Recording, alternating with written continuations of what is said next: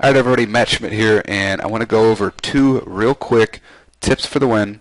That this might be simple to you, or this might be brand new information, but it's something that you need to be doing on every campaign, and I want to go over that real quick here with you.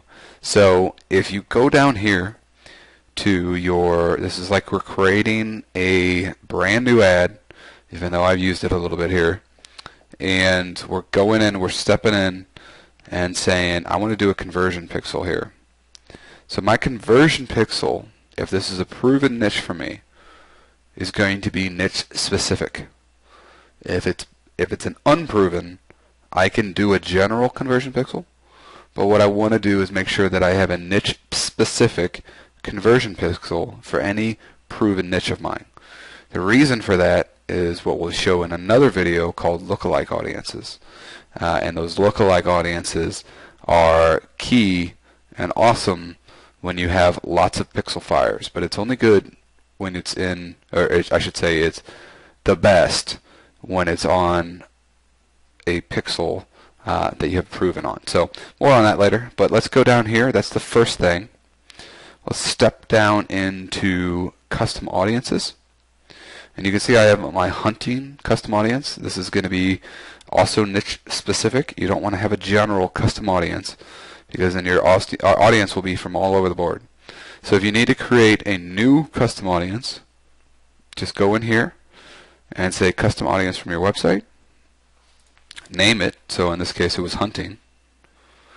You want to say people who visit specific web pages. And the URL keyword that you want to add here is whatever you named your Teespring campaign in its URL. So if mine was hunting prayer, I'd add that here, and that is going to signify that yes, it is Teespring, but it's /hunting prayer, and that's the keyword that we're going to go after. So I'm going to go ahead and put this at 90 days. We want to keep it as long as we can, and then create audience. Obviously, I've already created it. So the key to success here, and the tip for the win that I wanted to show you, is simply clicking this arrow and saying exclude this audience.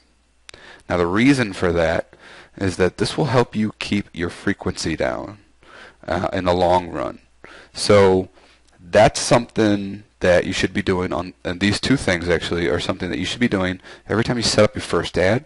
So when you go in the Power Editor and duplicate, these things are already done and you don't have to do it for each individual ad afterwards. So do everything else that you need to do before launching and the things that I showed you in the previous video, but make sure that this is included. Now another thing, now that I think about it, I could scroll down here in setting a start date and end date. Should match. You want to do that. And I think I talked about this in the video, but if this was the next day, start it in the next day and end it when the campaign ends. So if the campaign ended in a week, you would set it like this and set it at towards late at night. You could even do that if you wanted to. And this one early in the morning. I like doing, I'm based off of Pacific time here, so I like doing 4 a.m., which is 6 a.m. Central, yada yada yada, throughout the time zones. But this gives you basically maximum optimization on Facebook's end. So they're going to be optimizing on how to show you as in your ad, show you to your whole audience within this time frame. And during that whole time, you're going to be excluding the people that go to your website.